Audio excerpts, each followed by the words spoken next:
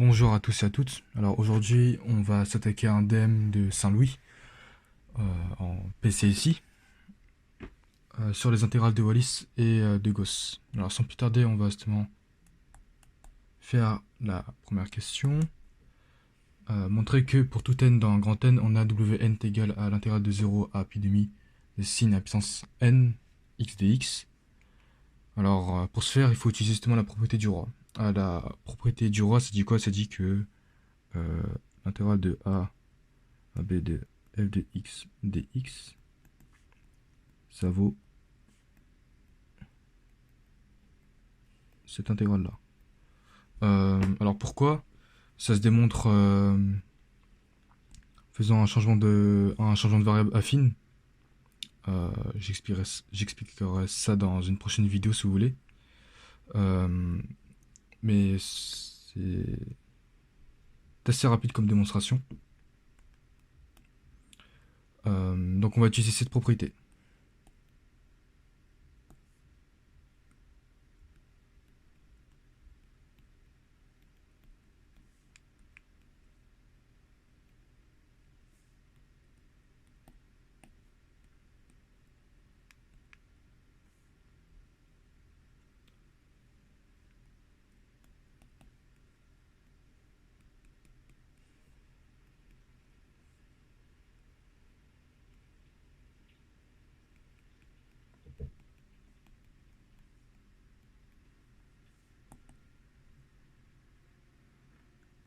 Ce qui donne... Enfin, je détaille un peu bien les calculs pour que tout le monde comprenne. Ce qui donne, d'après justement nos formules de trigonométrie, sin de n pi demi. Non, x tout court. Voilà. Première question faite. Donc ensuite on va passer par la deuxième question. Calculer W0 et W1. Ok. Est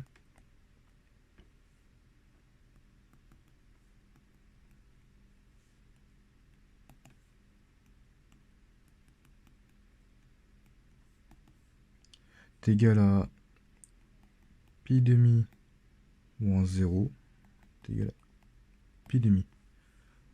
Pour n est égal à 1, on a cos de x dx. Donc sa primitive c'est ça. Cos de pi demi sur cos de 1, 0, mince. Donc ça me donne cos de pi sur 2, ça donne 0. Et cos de 0, ça donne 1. Donc on a donc ça, ce qui donne 1. Voilà. Donc troisième question. Montrer que la suite Wn est décroissante et en déduire qu'elle converge. Pour cela, on va étudier justement le signe de la différence entre Wn plus 1 et Wn.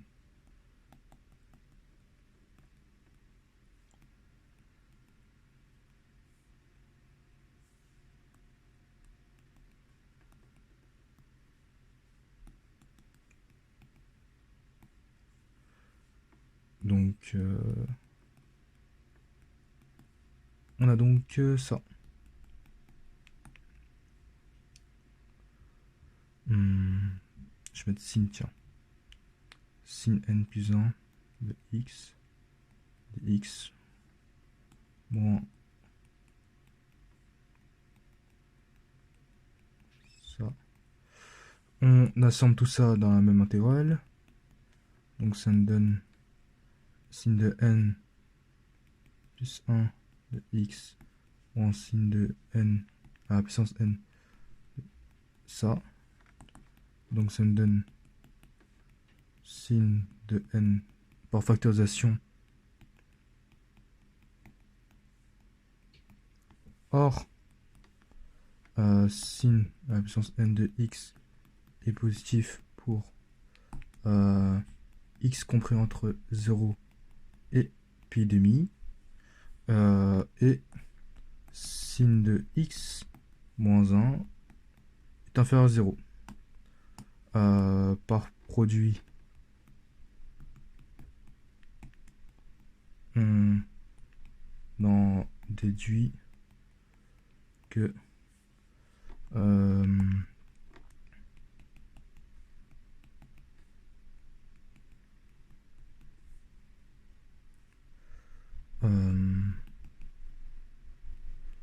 voilà.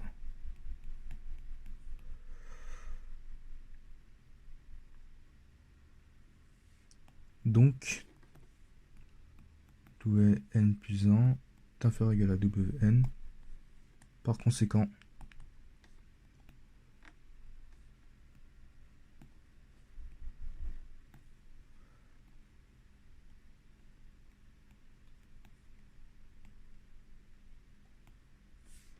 décroissante.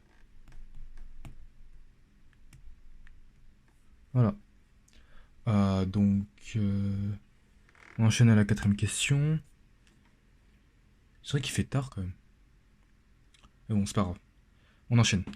Ce qui fait que pour tout n dans n, Wn est différent de 0. Ok, vu comme ça, on va partir sur de l'absurde. Supposons par l'absurde qu'il existe un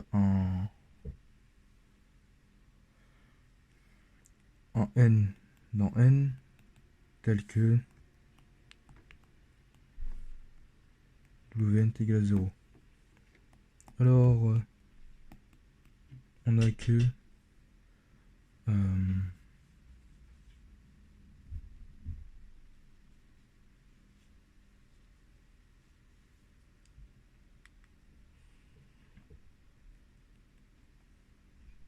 sin à puissance n de x est égal à 0.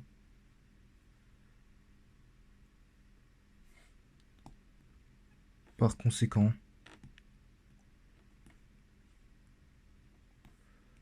tous les termes de Wn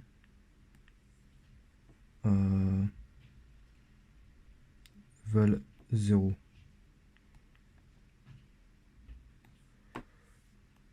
Ce qui est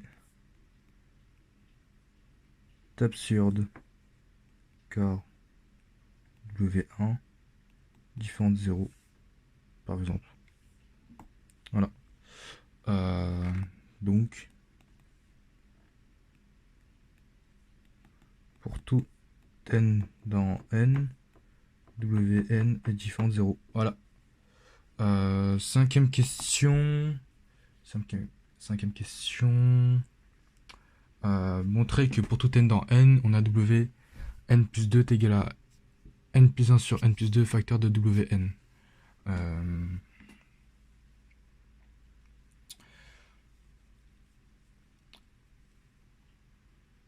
Faudrait donc partir sur une intégration par partie.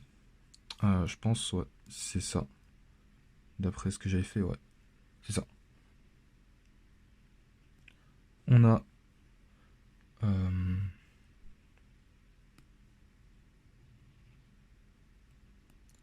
u de x est égal à sin de n plus 1 de x. D'abord, on va écrire d'abord l'intégrale. Tiens, on va écrire Wn plus 2.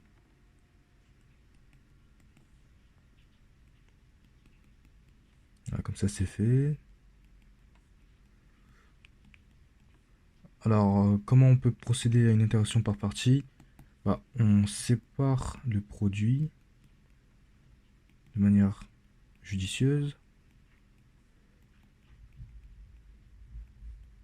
Voilà, on a ça. Oui, je peux mettre en point. Euh,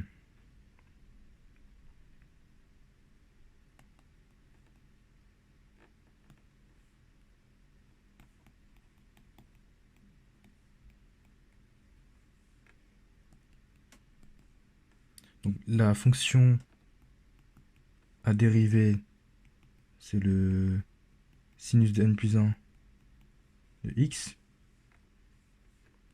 On dérive, ça nous donne donc, c'est une fonction composée, ça nous donne donc n plus 1 facteur de cos de x sin la puissance n de x. Pour rappel, la dérivée d'une composée de fonction,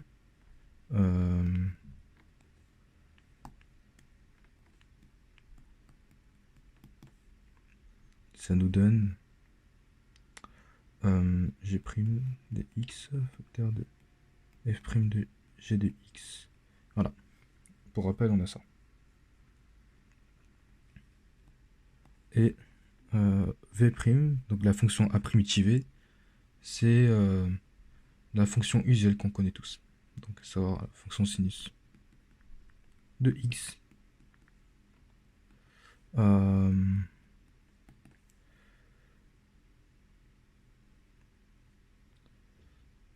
Donc ça me donne moins cos de x. Je vérifie bien si j'ai bien primitivé. Normalement ça devrait justement être connu de tous. Donc si je dérive cos de x, ça me donne moins sin de x. Donc moins, oui, voilà, c'est bon, ouais, c'est fait. Donc on a ça. Ce qui nous donne... Ce qui nous donne en fait...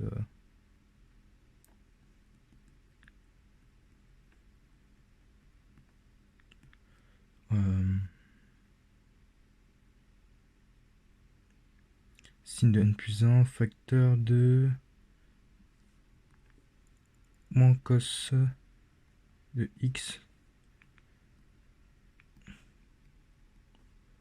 Voilà. Et juste remarquer que en calculant ça directement, on a moins sin de n plus 1 de pi sur 2 fois cos de pi sur 2. Sachant que cos de pi sur 2 ça vaut 0, bah ça s'annule, ça fait 0. Plus, donc en fait, sin de n plus 1 de 0, facteur de cos de 0, bah ça nous donne, pour sin de n plus 1 de 0, ça nous donne 0. Donc en fait, tout ça, ça vaut 0. Plus, donc ce qui nous intéresse le plus, c'est l'autre, puisque ce n'est pas 0. Ça ne vaut pas 0. Donc on associe à quoi déjà?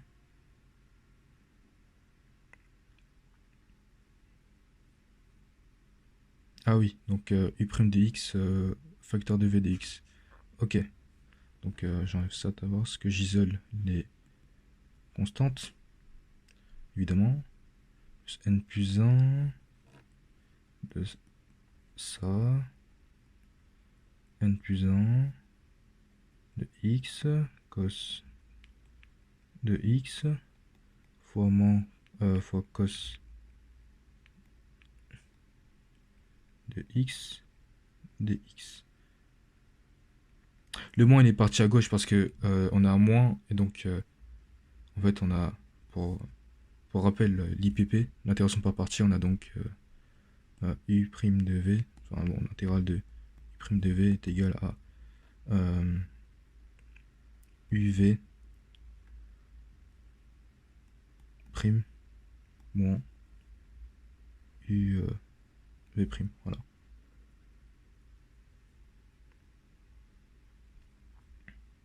Donc le moins, vu que c'est une constante, je l'ai bougé, je l'ai déplacé vers la gauche. Donc moins par moins ça fait plus. Donc ça me donne ça.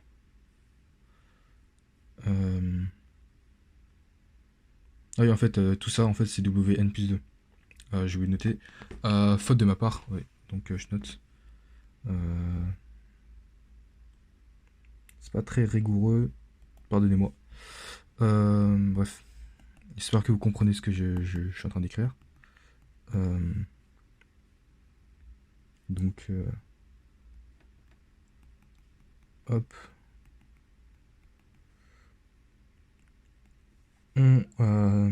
comment dire? Oui, on assemble comme des briques de Lego ce qui peut s'assembler. Et donc, on a par propriété enfin par les formules de Trigo qu'on connaît, on a ça. Euh,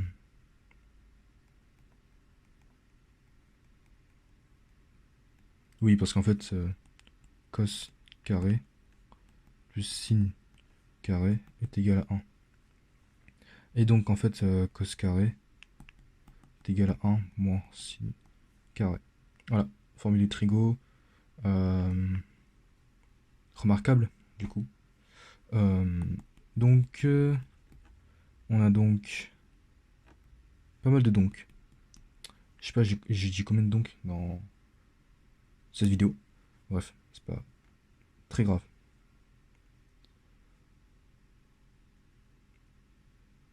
Hmm, ah oui, c'est le. J'ai mis un N plus 1. J'ai raconté n'importe quoi là.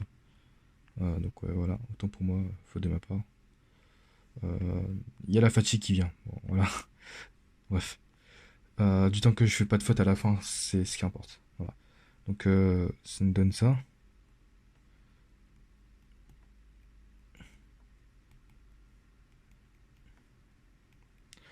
On sépare tout ça, ça nous donne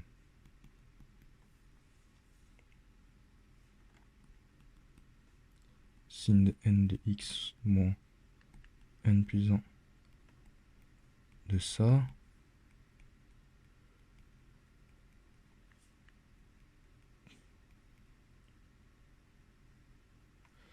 Et donc, ça on connaît, c'est ça. Et ça aussi on connaît. C'est bien ça.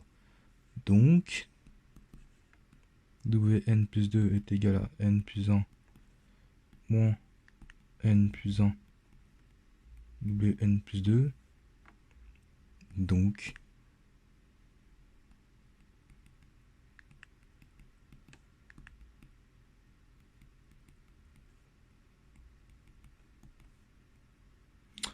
ah oui, il a disparu.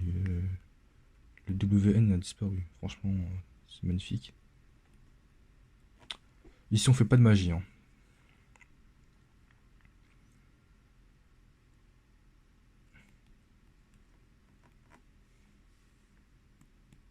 Ce qui nous donne ça.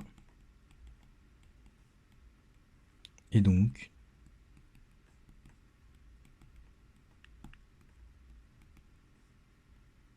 voilà. Question 5, fini. On enchaîne à la question 6.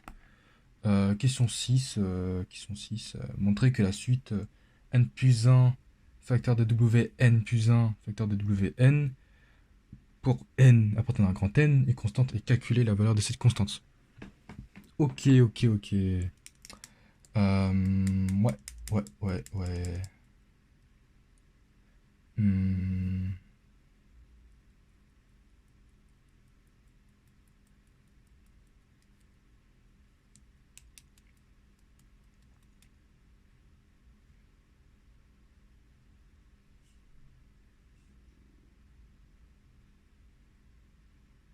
Hmm.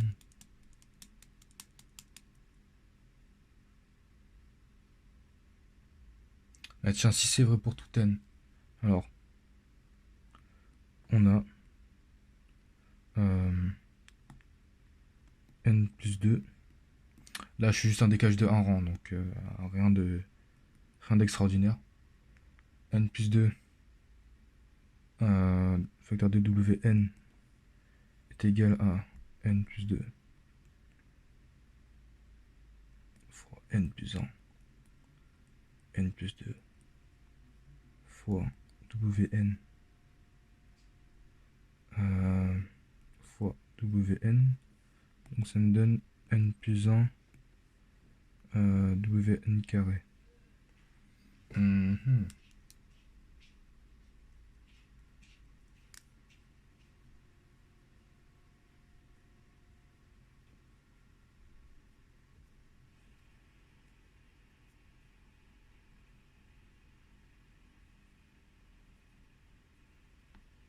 Euh, Ah oui, le décalage de un rang, j'ai fait bien quelque chose là.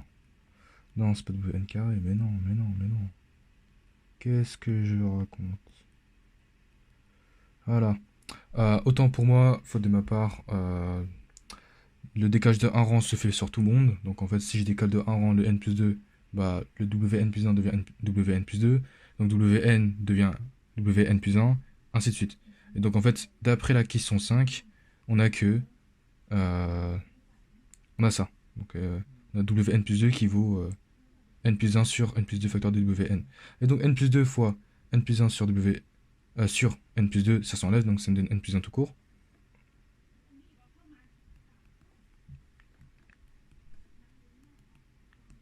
Je réécris juste, comme ça vous comprenez bien et vous me suivez bien.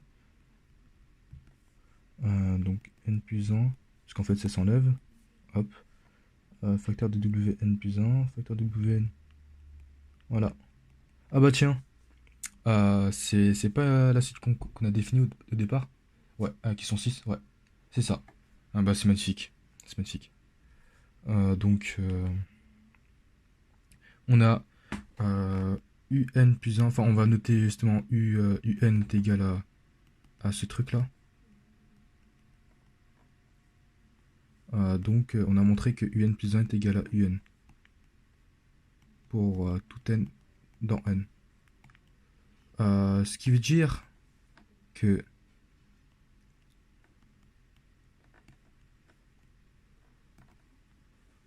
cette suite là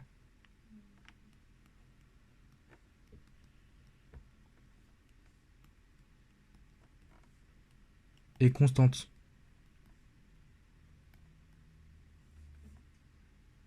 Et puisqu'on connaît W0 et W1,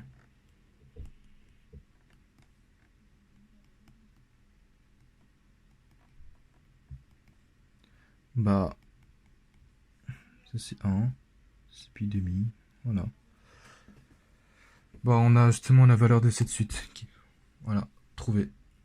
Septième question, on va, en utilisant la monotonie de la suite Wn, prouver que pour tout n, dans grand N, on a n plus 1 sur n plus 2 inférieur ou égal à Wn plus 1 sur Wn inférieur ou égal à 1. Ok, magnifique.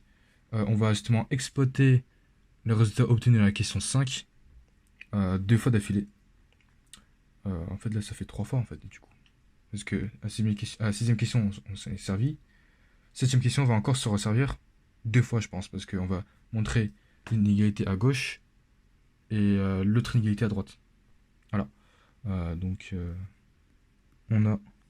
Ah oui, il faut aussi se servir de la décroissance de cette suite. Donc, question 3. Donc, la 7, c'est un mix de la question 3 et de la question 5. Voilà. Donc, on a que Wn plus 2 inférieur ou égal à Wn plus 1.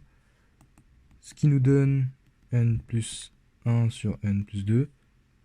Ouais, je me suis pas trompé cette fois-ci.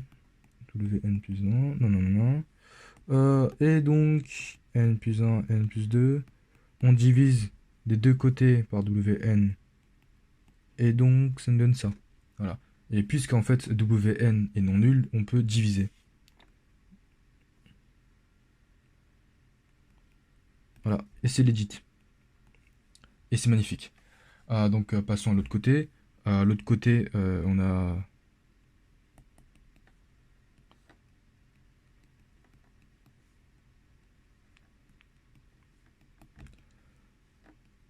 directement... J'ai mis un égal, franchement... ouais, je suis défoncé, mais c'est pas grave. On a ça. Donc...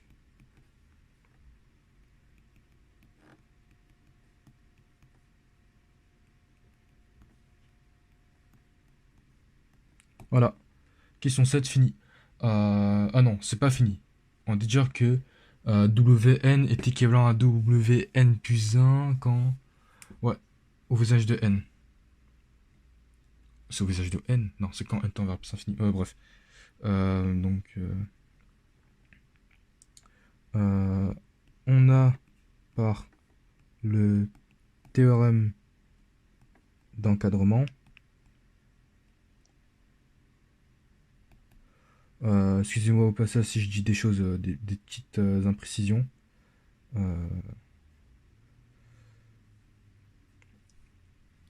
D'ailleurs, vous pouvez me rectifier si je commets des erreurs ou des imprécisions dans l'espace commentaire. Et je vais rectifier ça. Voilà. On a par le théorème d'encadrement.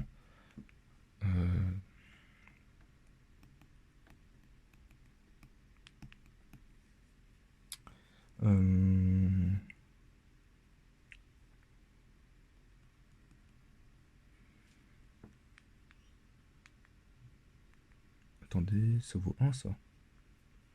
N plus 1 sur N plus 2. Est-ce que ça vaut 1?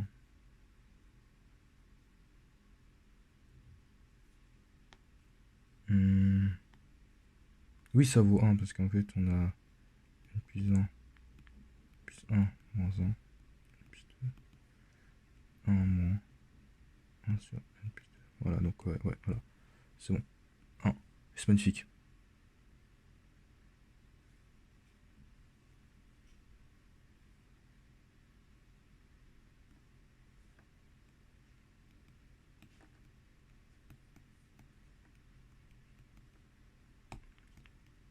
Voilà. On peut donc conclure que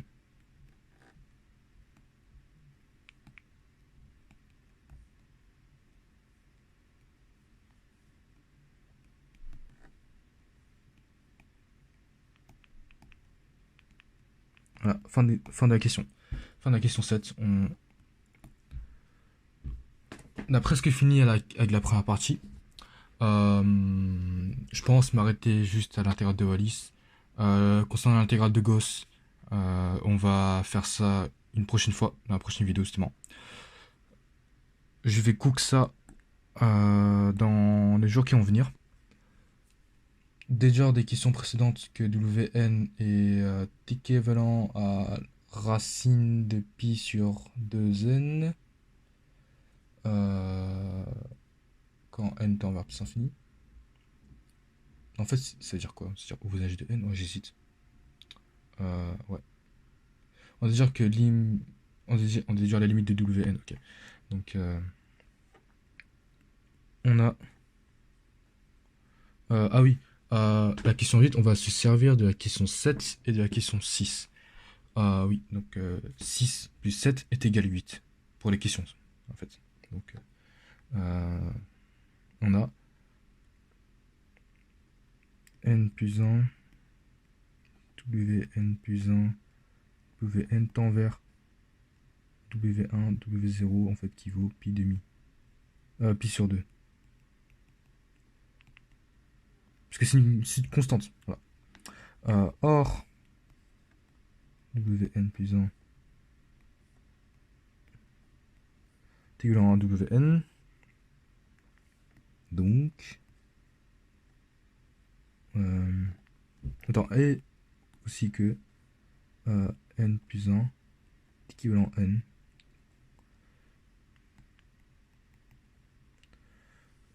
Donc, n, w, n carré, tend vers pi demi.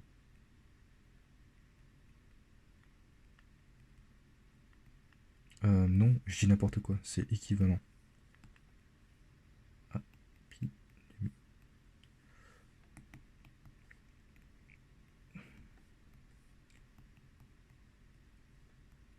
Les équivalences, les relations d'équivalence se conservent quand on divise et par passage à la racine aussi.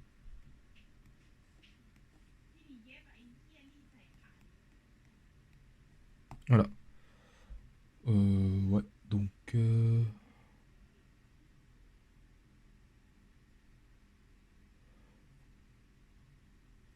En DGR, limite de n, ouais, puisque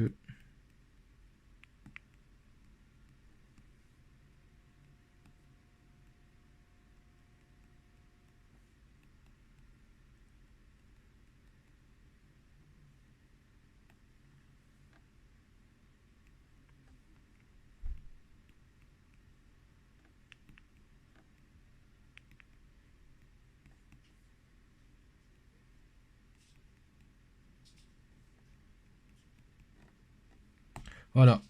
Fin de la question 8. Question 8, franchement, très importante. Parce que je crois que ça marque la fin de cet exercice. Mais bon, la question 9, je sais pas pourquoi ils ont mis ça à part. Hmm.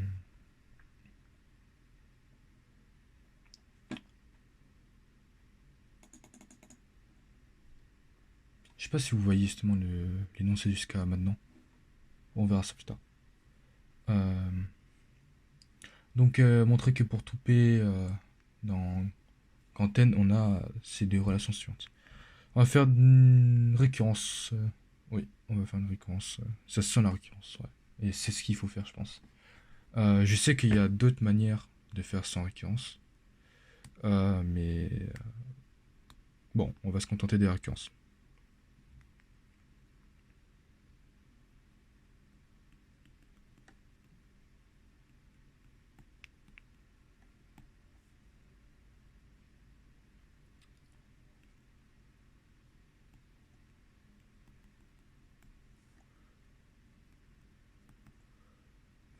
J'écris justement la propriété. A démontrer. De P. P. Je bam direct.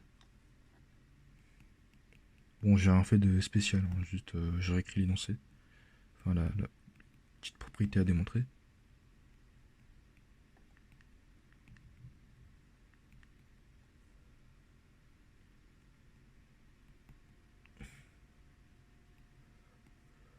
Euh, 2p plus 1 factoriel. Voilà.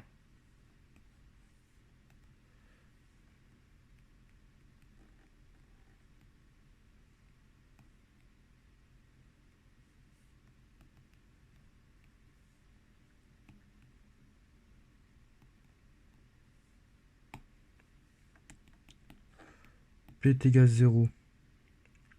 Alors, P est égal à 0, ça nous donne en fait W0 est égal à 0 factoriel sur 1 fois 0 factoriel, bien sûr. Donc, fois pi sur 2 est égal à pi sur 2. C'est bien.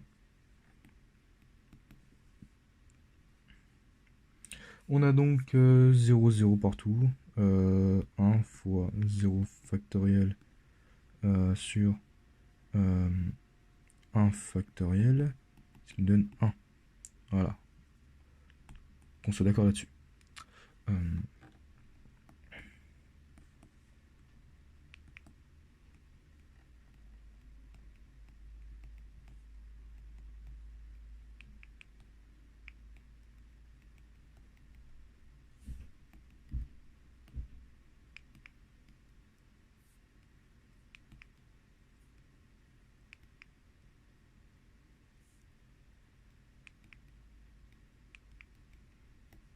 Voilà. C'est parfait ça. C'est parfait. On va s'attaquer à l'hérédité. Et puis on va s'arrêter là. Voilà. Pour aujourd'hui. Montrer que nanana, soit P pour un grand N fixé. Supposons l'assertion vraie.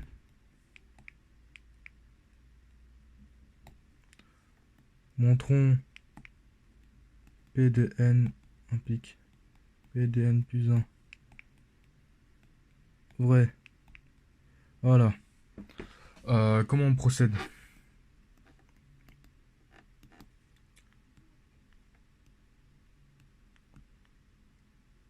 Bon, on va utiliser la question 5. C'est le seul moyen. Donc,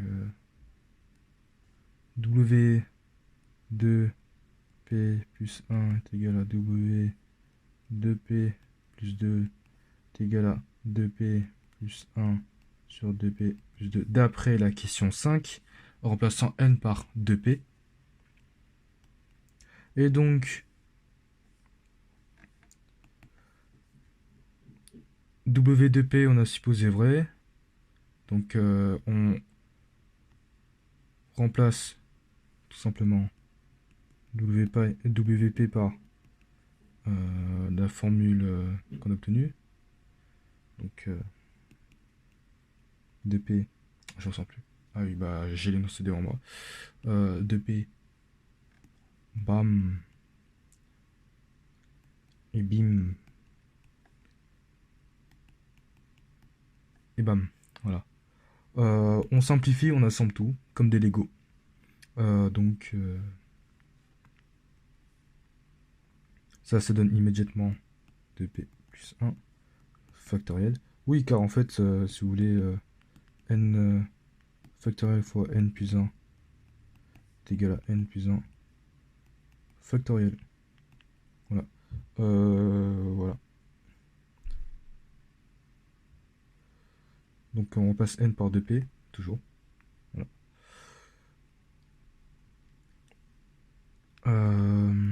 Ici on factorise par 2.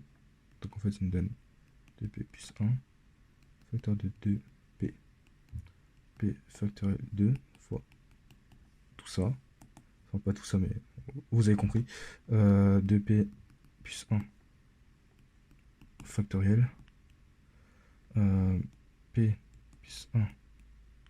Ah non, juste 2p plus 1. Ici.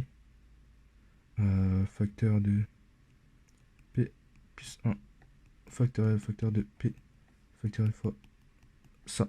Oui, parce qu'en fait on a un p plus 1 ici, on a p factoriel fois p factoriel. Donc en fait on sépare le p factoriel au carré par en fait p factoriel fois p factoriel. Et donc p factoriel fois p plus 1, ça nous donne p plus 1 factoriel.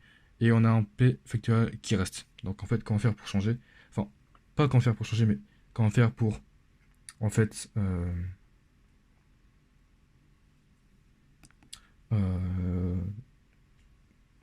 avoir p plus 1 le tout au carré, et ensuite avoir 2 à l'absence de p plus 2, bah on multiplie et on enlève. Enfin, on multiplie et on divise en même temps. Donc en fait, ça nous donne 2p plus 1 factoriel fois 2 fois p plus 1 sur 2p plus 1 p plus 1 factoriel fois p factoriel fois 2p plus 1. Là, on a ajouté et enlevé. Voilà, donc on est d'accord qu'on le simplifie. Si on simplifie ça, ça s'enlève, sauf que ce n'est pas notre objectif. Notre objectif, c'est de transformer ça en une expression qu'on veut. Donc en fait, 2 fois p plus 1, ça nous donne 2p plus 2. Sauf que 2p plus 2 fois 2p plus 1 factoriel, ça nous donne 2p plus 2 factoriel. Voilà. Et donc 2 fois 2 à puissance 2p plus 1, ça nous donne 2p plus 2. Et magie. Et on fait pas de magie en fait, comme je l'ai dit précédemment. Plutôt coïncidence. Non, en fait, c'est de la magie. Ce qu'on est en train de faire, c'est de la magie. Donc, p factoriel fois p plus 1 fois p sur 2. Pi demi. Pi sur 2. 2p plus 1.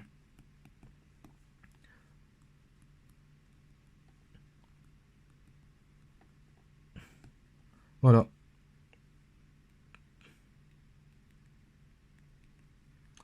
C'est fait. L'autre inégalité de p plus 2 plus 1, ça nous donne 2p plus 3.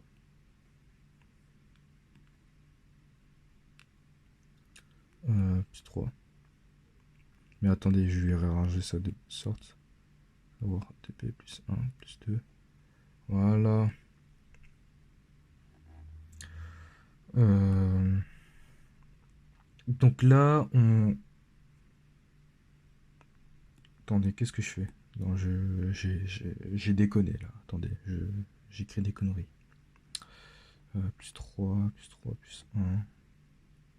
P plus 1 plus 2. Voilà. Donc en fait, on remplace n dans la question 5. On remplace n par 2p plus 1. Donc 2p plus 1 plus 1 sur 2p plus 1 plus 2. Facteur de 2p plus 1.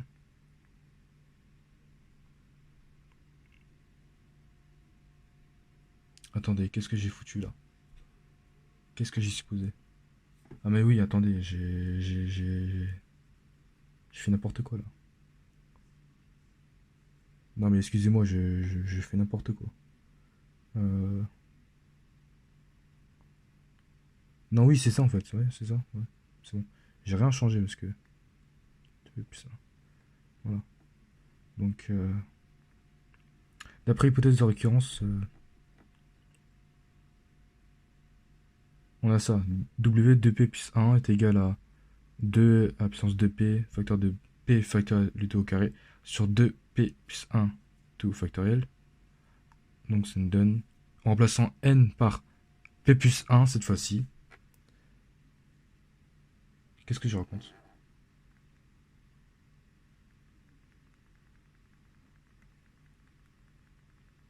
Non, non, non, en remplaçant par n par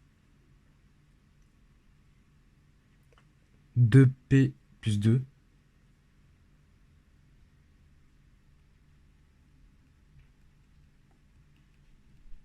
Voilà. On a donc 2p plus 2 plus 1 sur 2p plus 2 plus 2.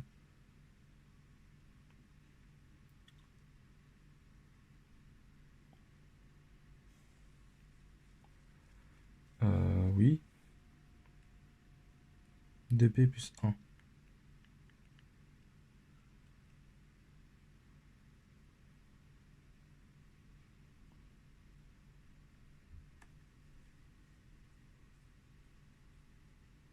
Hmm.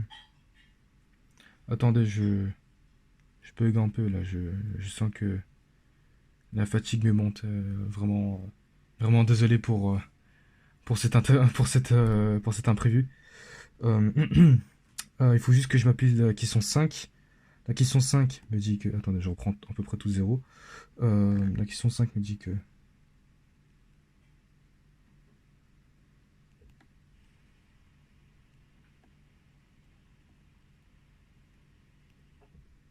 La question 5 me dit que...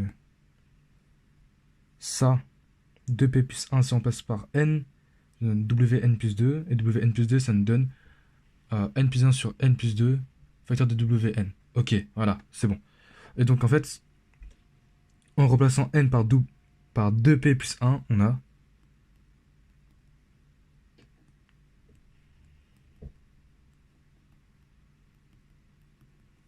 Voilà, on y est. On y est presque. Voilà. 2p plus 2. 2p plus 3. D'après l'hypothèse de récurrence, on a donc 2p facteur de p factoriel du tout au carré 2p plus 1. Voilà. Ça c'est bien ça. Ça c'est bien. On factorise, donc ça me donne 2p plus 1 fois 2p facteur de ça, ça. Voilà.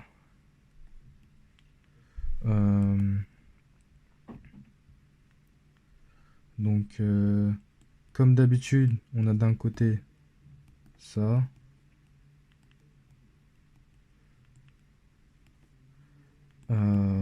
scindant en deux le p factoriel, le p factoriel le tout au carré.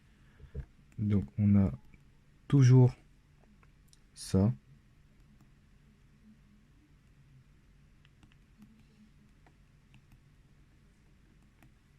Et donc on a, en multipliant encore par p plus 1 fois 2,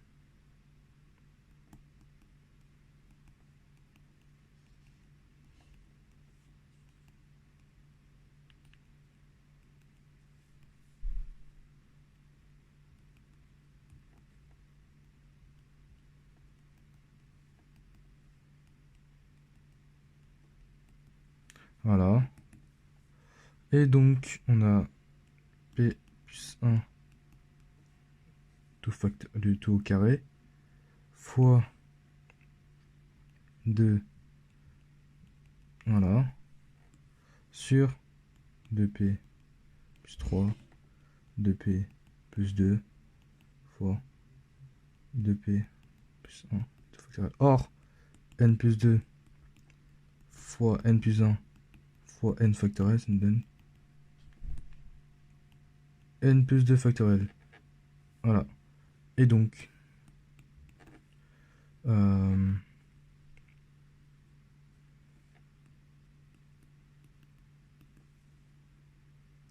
cela nous donne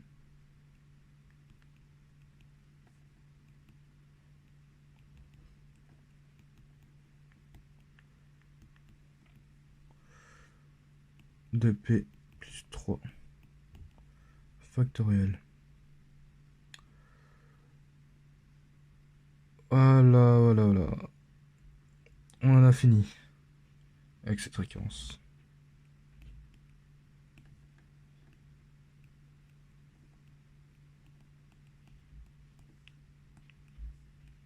Je conclus en beauté.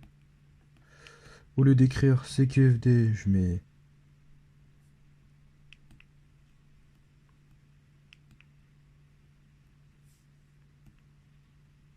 propriété héréditaire par principe de récurrence simple. L'assertion est vraie pour tout P dans grand N. Allez, voilà. Voilà. Voilà, on en a fini pour cette première partie. J'espère que je vous ai pas trop perdu avec mes imprécisions ou les moments où j'ai un peu bugué. J'espère que la vidéo vous a apporté quelque chose de positif, de positive. Et sur ce, à la prochaine pour la deuxième partie.